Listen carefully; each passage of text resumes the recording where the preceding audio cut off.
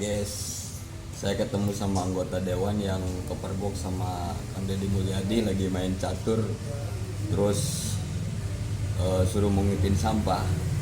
Jadi kita coba tanya nih rasanya gimana sih dulu waktu di ketahuan sama Kang Deddy anggota DPR RI pas datang ke dewan lagi main catur, gimana rasanya saat itu? Yang pertama jelas kaget ya. Kaget.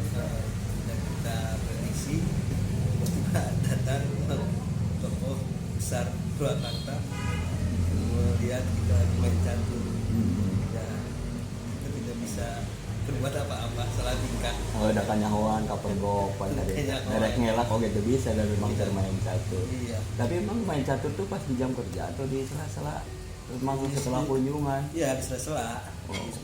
Terus sela-sela kok nggak tahu ada TPS 3R nggak berfungsi? Kalau benar memang di sela-sela pekerjaan? Ya sebenarnya sih tahu ya, tapi kita tidak banyak, belum bisa banyak Caranya bagaimana? Dan lalu kemudian belajar dari Kang Deddy. belajar dari Kang Deddy. Dan ternyata cara itu paling tepat. Cara itu Terjun langsung ke bawah, dilihat. ya dilihat. Dirasakan oleh masyarakat. Kalau selama ini kan kita ketika ada persoalan dan keluhan kita panggil ya terkait, kita bicarakan Di meja, diundang, Pak Dewa, ditanya, ya keburu di beneran atau tempat namun ya, gitu. salah satu persoalan. Soalnya sebelumnya kita sudah tanya pihak LH, ya, kita tanya pihak LH kenapa di Purwakarta ini TPS 3R-nya ada yang berfungsi atau tidak, atau ada masalah atau tidak. Nah mereka ini kalau dengan kita ini bicaranya ya berjalan meskipun ada memang kendala atau persoalan, tetapi masih berjalan. Iya. Nah persoalan yang ada yang mereka hadapi itu dari TPS 3R itu biaya operasional yang tidak nutup, katanya, sehingga kadang-kala ya ada jalan, kadang-kala enggak. Ini yang kita telusuri ke dinas. Pada akhirnya kita bingung ngambil solusi.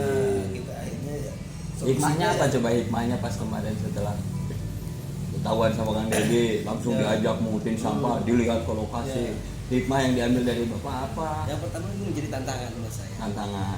Bahwa ternyata respon publik ini menginginkan dewan ini turun ke lapangan, langsung terjun seperti yang dilakukan oleh seperti yang dilakukan oleh Kang Deddy. Dan ini menjadi motivasi buat kita untuk menjawab tantangan tadi ya. Kita mencoba untuk lebih dekat lah dengan persoalan tadi, dengan turun ke lapangan channel YouTube untuk memperlihatkan bahwa ya sekarang kita kerja. Oh, Bapak ada punya YouTube sekarang Pak ya? Iya dong, kita sekarang namanya punya YouTube. Pangeran Hidayat. Pangeran Hidayat Kancil. Oh, itu juga untuk mengekspos kegiatan-kegiatan, membantu sehingga kerja kita nih seperti ini kan gitu.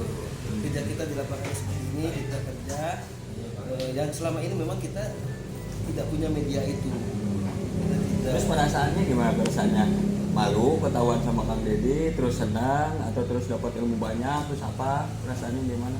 Yang jelas yang pertama pertanyaannya ya down lah kita. Pertama awalnya gitu kan grogi ya, malu dan lain sebagainya lah.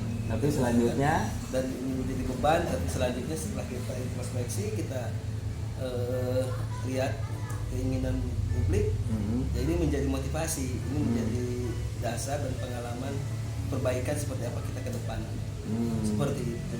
Jadi buat saya tidak merasa bahwa itu adalah pelecehan, itu adalah tindakan yang sudah merendahkan martabat ini. Buat saya itu tidak. Itu adalah bagian daripada memberikan motivasi, bagian pembelajaran, motivasi dan juga arahan ke depan ya. Kita harus dekat dan kita harus memperlihatkan kerja-kerja kita ke depan.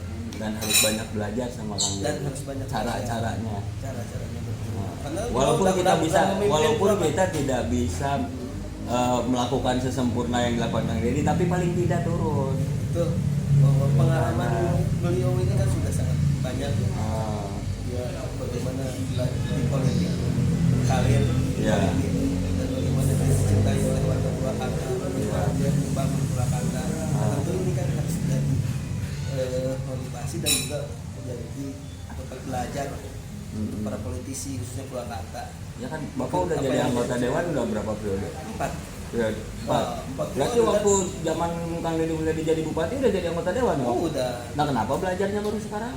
Kalau secara pemerintahannya kita belajar dari beliau dari dulu. Tapi belajar untuk kita lebih apa namanya dilihat publik, ya, kemudian memperlihatkan kinerja kita kepada publik, ya paling tidak ini jadi menyadarkan kita. Tapi kan Kang Deddy juga dari dulu nggak pengen selalu dilihat sama publik.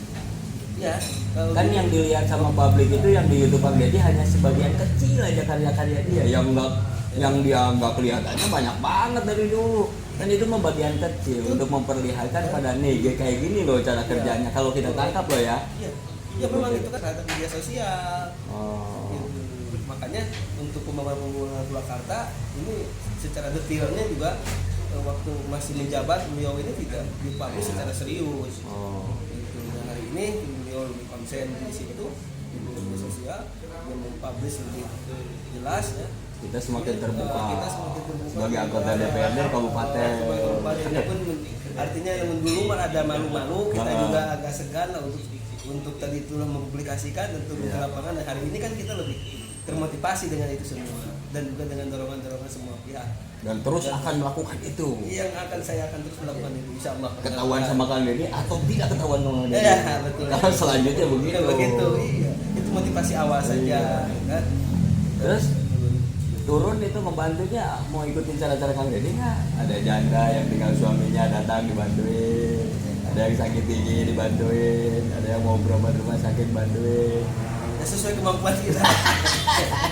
Sesuai kemampuan kita, iya. Apa yang bisa kita lakukan, apa yang kita lakukan, bisa kita perbuat kita lakukan. lakukan. Dan juga termasuk tugas-tugas fungsi kita di dewan. Betul. Paling tidak itulah yang akan hari ini kita lakukan. Betul. Kalau seperti nurutin Kang Deddy harus banyak, kayaknya ya kita di level bawah lah.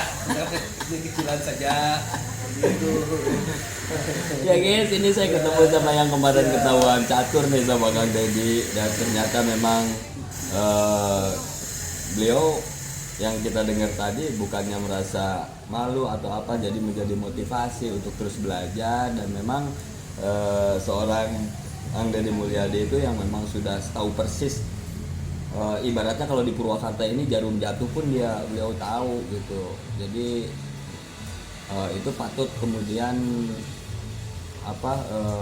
kita ikuti langkah-langkahnya ya, kalau kata Bapak Daya tadi. Dan itu sebagai kita harus banyak belajar sebenarnya. Kalau saya sudah dari dulu belajar sama beliau. Belajar ya dari dulu. Tapi nggak pintar-pintar. Udah pintar. Kalau sekarang udah pintar. Pintar. Makanya jadi kepilih 4 periode kan pintar, Bapak suka merendah. Ya saya pintar, tapi kalau dibandingkan sama Kang Deddy ya tidak apa-apa. Itu maksudnya. Paling pintar Bapak. Nggak ada tandingnya. Nggak ada tandingnya. Ya, terus saran buat yang lainnya itu, buat anggota dewan yang lainnya nih. Dengan peristiwa itu harusnya menyadarkan semuanya. Buat kita di DPRD, anggota DPRD, hari ini keinginan publik, keinginan masyarakat, kita bekerja lebih nyata. Kita bekerja di lapangan, mari kita bagi waktu. Di mana posisi kita sedang di kantor, melaksanakan tugas-tugas fungsi-fungsi yang lain.